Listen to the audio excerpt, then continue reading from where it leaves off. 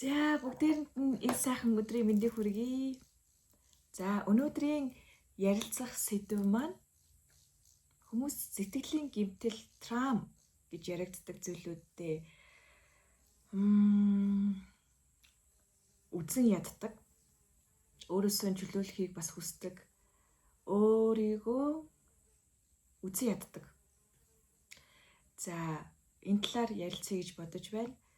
Туулал бэрхшээлийг туулал буюу бэрхшээлийг даван гарах тухай.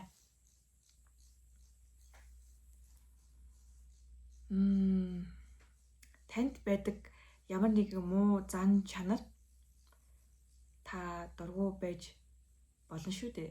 Одоо жишээ нь өөрийнхөө ууртай, уцаартай, гинт огцом уурладаг зан чанартай дургу тэгснээ тэрнийг үзэн яддаг буюу өөртөө дургу болчихсон. Эсвэл болвол хангалттай хүчин чармайлт гаргаж чаддгүй өөрийгөө буруутгдаг, гэмшдэг. Одоо ийм гэмшлийн зүйл байдаг штэ.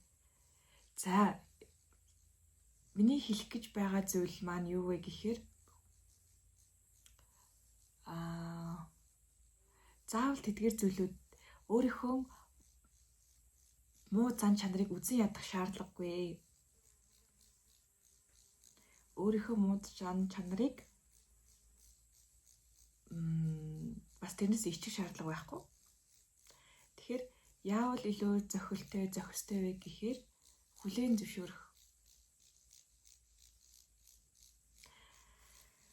Хүлээн зөвшөөрөх хэрэгтэй. За микрофоно ингэж яриулаарай зүгээр амар юм уу?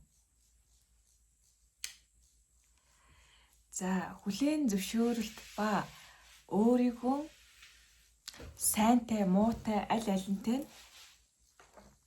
хүлээж авах.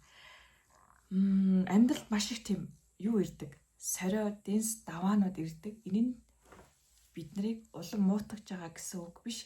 Харин ч хөгжөөсөө том болоосоо гэдэг шалгалтууд байдаг.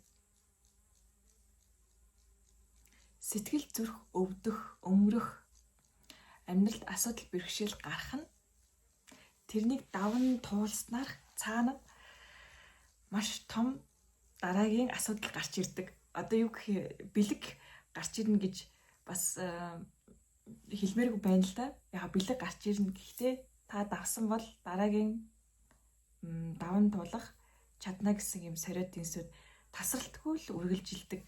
Нэг даваа дуусаад за болчдөг гэдэг зүйл байхгүй. Тэгэхээр хязгааргүй үргэлжлэх юм дэнс даваа сорио болгоныг зовж шаналж барах юу эсвэл баяр хөөртэйгээр тоглоом тоглож байгаа мэт давах уу гэдэг энэ бол таны сонголтын асуудал болчихж байгаа. За одоо жишээ нь өөртөө маш тийм бухимдалтай, сөрөг мэдээлэлтэй, сөрөг гений мэдээлэлтэй хүн байлаа гэж бодъё. За тэгвэл тэр хүн өөрийгөө үзэн ядвал дахиад үзэн ядалтын мэдээлэл орж ирдэг. Яг ухамсараар ойлгоод ш надад юм уу зан чанарууд байдаг та. Би өөртөө итгэлтэй биш дээ. Би юм ядрамтгай, сулдамтгай, юм ирч хүчгүүдээ гих мэттэй. Тэгснэ энийг үзэн яддаг. Би яагаад юм арчаагүй юм болоо? Би яагаад юм сул дорой юм болоо? Гэд өөрийгөө үзэн ядаж өөртөө уурлах бүрт дахин таны эдис гомдож шаналж байдаг байх нэ. Тэгэхээр юу вэ гэхээр өөрийнхөө тэр зан чанарыг битгий үзэн ядаа. Өөрийнхөө муу мухайг битгий үзэн яд. Тэрийг харин хүлээн зөвшөөрөөд багаар засгаад л болно. Огцом өсөлт, огцом өөрчлөлт гэж байдгүй. Өдөрт 1% өсгөд л болоо. 1% өсдгөө мө гэхэд буурахгүй байхад л болоо. Тэр бол маш том амжилт. Өмнөх өдрийнхөө амжилтыг хадгалж үлдэнэ гэдэг бол маш том амжилт. Бууруулахгүй байна гэдэг. Хурдцтай огцом өсөлт За маш шид өвдөлттэй хүмүүс л чадгал байх л та. Бид нар нэг тэгдэг штэ одоо эрч хүчээ барж эсвэл бол ямар нэгэн зүйл бүх зүйлээ зориулахаар ирээдүйд асах галынхаа эрчмийг авчихдаг. Маш их ингээл хөдөлмөрлөдөг. Нэг юмны ард заавал гарч иж санаа намардаг юм шазруу шартай хүмүүс тийм бас сайн биш. Яг тэгэхээр тэр хүн өнөөдөр надад 7 хоногийн 10 хоногийн хугацаанд одоо ашиглах юм 100 юм цэник байлаа гэж бодъё. Бид нар чи ингээ махан биетэй юм хязгаарлагдмал бас нөөцтэй шүү дээ. Тэгэнгүүт 100 ширхэг надад 10 өдөрт 100 юм цэник байгаа. Би өдөрт 10 цэник ашиглавал ингээ болж байгааз. Тэгтэл бидний амьдралын явцад юу болдог вүлээ? 10 цэнигээр биш 20 цэнигээр ажиллах, амьдрах тэм шаардлагууд гарч ирдэг. Амжилтанд хүрэх, бүх нөөцөө шавхах, бусдын дор орохгүй гэх бодол. Тэдгээр бодлууд, тэдгээр хүсэл, шунал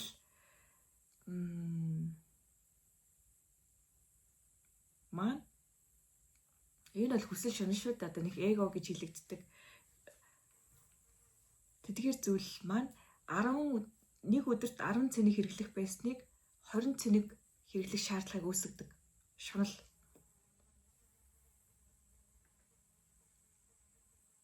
Бусдаас илүү гарах, бусдад илүү харагдах, өөрийгөө баталж харуулах, өөрийнхөө дутууг нуух, эдгээр үзэгдлүүд, эдгээр шинж тэмдгүүд маань бид нарыг өдөрт 10 удаа цэник ашиглах байсныг 20-30 болгочдөг.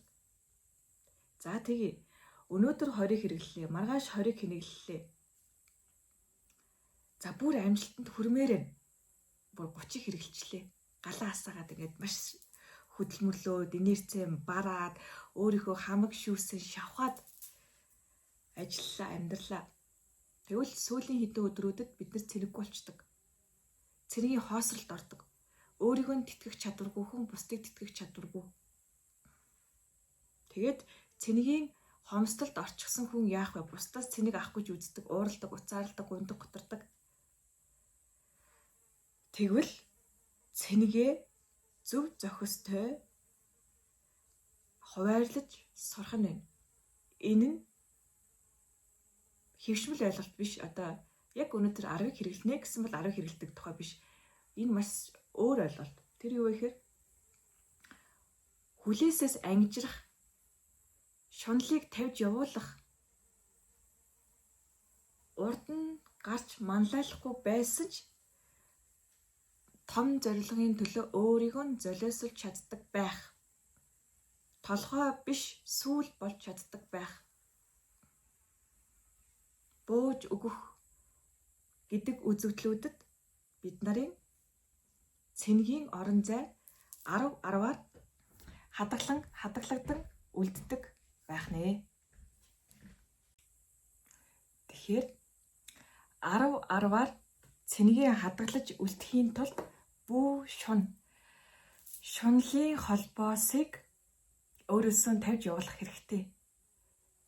Шунал, хомхой, ховдог. За тэгээд тийм зан чанарууд бид нарын инерцийг барж идэг. Одоо жишээ нь өмнөх 10 өдөр хэрэглэх 100 цэнигээ эхний 4 өдөр ингээд дуусгачлаа гэж бодъё. Үлдсэн 6 өдөр бид нар ингээд цэнийг нь тэг өөрөөсөө ингээд сөрөг эрчим ялгаруулна. Цэнэггүй болцсон бусдаас цэник авах ингээд эрэлхийлээд хайр нэхэд одоо анхаарал нэхэд ч гэдэг юм уу. Тэгвэл энергийн хууль хүнд энерги доор хөнгөн энерги дээр байдаг штэ. Тэгээ хар ба цаан гэж хэлчихтэй. Тэгэхээр хар энергиуд тэр энергийн хоосолд орцсон байгаа хүн дээр наалддаг байх юм. Татагддаг. Өөрөө ч гэсэн тэрийг бас хүснэ. Яг тэгэхээр ижил энергийн дууддаг. Тийм учраас цэнийг хайрлаж одоо зөв зохистой барах нь маш чухал. Одоо барах гэх нь одоо их муухай сонсогч чинь маш их хов ярих, их одоо амаан ажилуулах, бусдын тухай бодох, бусдын тухай хэлэхэд бид нар өдөрт 10 ашиглах 10 цэнигээ ингээ бараад шавхтуулаад өгч идэг. Тэгээд оройн маш их ингээд ядарчихсан тэр хүнээс бүтээмж гарах нь ховор шүү дээ. За тэгээд өөрийнхөө бүтээмжтэй цагуудыг мэдээд ер нь өглөө бол маш сайхан бүтээмжтэй байдаг. Байгалийн цагаа ашиглаад чухал яаралтай болон чухал гэдэг ажлуудаа төлөвлөөд явхад бол маш сайхан зэгцэн бол орчдөг шүү. За өөр нэг хэлэх зүйл маань гэвэл сая одоо өдрийн 10 цэник байна шүү дээ. Тэрийг яаж бас илүү хүчтэй болгох юм бэ гэхээр 10 цэнэгтэй мөртлөө их зүйлэг ингээд амжуулж баймаар байвал оршихоогоос гойх хэрэгтэй. Дэлхийн ертөнц хорвоо дэлхий бидэнд туслахад хизээд бэлэн байж идэг. За нэг ингээл ажил хөөцөлтөөл явж яхад аттай ч юм уу эсвэл бол ингээд урдуур орох одоо нэг юу гэдэг чинь очер дараатай байлах гэдэг ингээл орд хүмүүс явж ирсэн аа гинт азар цаг хэмнээд урагшаа орчдөг ч юм уу тий ажил гинт тэгээ бүтдэг ч юм уу тэдгээр зүйлүүд маань бидний ил биш далд ертөнцид болж идэг бас зарим зүйлүүдтэй хамааралтай байдаг. Нэг өдөр ингээл маш их тийм яндоотой ч гэмээр юм шиг байдаг. Нэг өдөр ч биш ер нь өдрүүд маань эсвэл зарим өдөр ингээл маш их бүтлгүүтэл байдаг те гэдэг тийм тухайн өдөр нэг тийм нэг тэрэ нэг тийм давалгаанд байждаг. Тэгвэл тэр давалгааг эрэг сайхан болгоё гэвэл за одоо бидний хэлсээр бол далдын хүчийг ашиглах юм да. Харагдахгүй байгаа учраас тэгж хэлж байгаа. Мэдэгдэхгүй байгаа учраас мэдэхгүй байгаа учраас тэгж хэлж байгаа. Гэхдээ энэ бол мэдээд таниад эхлэхэд далд зүйл биш юм аа, ил зүйл юм байна гэдгийг бол мэднэ. За тэр зүйл нь юу вэ гэхээр монголчууд эрт үеэсээ нар сар гал гурвыг шүтдэг байсан. Тэр нь маш учиртай. Маш учиртай. За өглөө нарандаа талархах, мөргөх, өргөл өргөх. За гал гэдэг маань өөрийнхөө амин галыг хилж болно, өөрийгөө хилж болно. Эсвэл гал дахиж болно. Гал дахих бол маш үр дүнтэй. За нарандаа өглөө сүүгээ өргөж болно. Цайгаан чанаад дээжэн өргөж болно. За орой сарандаа бас сүү аршаан өргөж болно. За энэ нэг тийм сүсэг биширлийн ч юм уу эсвэл болвол одоо юу гэмээрээ мухар сүсэг энэ ерөөсөө биш. Би энийг амьдралынхаа маш хүнд хэцүү за одоо би өөрөө тэгж хэлэх бас их сонирхлээ. Тэр нь тийм шантарсан, арга мохорцсон үедээ бол за ийм арга байсныг ингэж болохыг бол мэдсэн. Хүн нөө шалтаа буугаад хинч биш болооч гэх юм уу аврал хайсан үедээ бурхнаас гуйдаг. Бурхан миний надад туслаач гэж гуйдаг. Тэгвэл бурхан бол би бас наран саран сүүн байгаа. За нарнаас яаж нарандаа яаж талархал илэрхийлэх вэ гэхээр за ер нь эхэндээ талархал бас нэг илэрхийлж чаддаггүй байсан. Нарнаас гуйдаг байсан. Надад туслаач, надад ийм асуудал байна гэд надад гарц гаргалгааг нь гаргаж өгөөч гэд нарнаасаа гуйдаг байсан. Нартай харилцах гэж үздэг байсан. Бид нар бол нарнаас үүдгэлтэй нарны үр цад. Тэгэхээр мэдээж хэлж өгдөг, сонсхийг бас өөрсдөө хичээх хэрэгтэй. Асуудал бэрхшээл гарахаар л асуудаг ийм зүйл байдаг шүү дээ. За тэгэхээр нарандан өргөл, мөргөл, залбирал бас харилцаж сурвал нар бидэнд маш их зам мөрийг мань тэгшилж өвөг дээдсүүд маань гэсэн үг шүү дээ. Өвөг дээдсүүд маань бидэнд тусалдаг. Далдын хүчийг бас ингэж ашиглаж, одоо муухай л одоо тэгж хэлэхээр далдын хүчийг эвгээлэг авч болдог. За, өглөө сайхан нарандаан талархаад орой бас сарандаан талархаж эвгээлийг бас хүртэх боломжтой. Сар бол бидний усан махбодыг тэтгдэг, нар бол бидний наран сүлжээ хүрд наран галан махбодыг бас тэтгдэг. Бүх биеийг л тэтгдэг дээ. Тэгээд сүү наран саран сүүн их бидний одоо төлжүүлдэг маш амин чанартай урвал байгаа. За сүүн ихт сүүн хүнсээр хүнслэл бид нар бас их зүүн совин өндөртэй байдаг. Яагаад тэгэхээр дэлхий дээрх хамгийн дэлхий дээрх заяа хайраас бүтээгддэг байгалийн бүтээгдэхүүн бол сүү. Амьтдын хувьд ч тэр хайраар сүг гаргадаг. За тэгэхээр сүүн хүнс хайраар тэтгэгдсэн тийм цагаан ариухан эрчимтэй хүнсийг хэрэглэхэд бид нар бас маш сайн эрчимнэр цэнэглэгддэг байна. За хүмүүсийн хувьд маш их тийм юу байна. Зүрхнийх нь гал нь бөхсөн. За зүрх гэдэг маань өөрөө галан махбодтой. Ийм астдаг, бадамлдаг ийм эргэтэн байгаа. Зүрх гонцсон үед хүн гутран, аймхай, цочинтгой одоо юу гэдгийг дандаа нэг тийм шинж тэмдэг байдаг бол зүрх өөрөө бадамлаж галан махбодоо сэрээсэн цагт маш хүчрэхэг, галтай, цогтой, юунаас ч айхгүй эрэмгийн дайчин шин чанартай болдог байх нэ. Тэгэхээр зүрхнийхээ галыг өсгөх хэрэгтэй, өрдөх хэрэгтэй.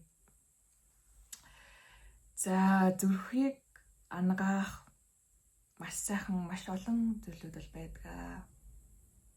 За эртний монголчууд, эртний байсан хүмүүс маань морьтойгоо ойрхон байсан учраас морины адууны зүрх бол маш хүчрэхэг. Адууны зүрхний вибрац бол хүний зүрхний вибрацаас 5 дахин хүчтэй. Тийм учраас одоо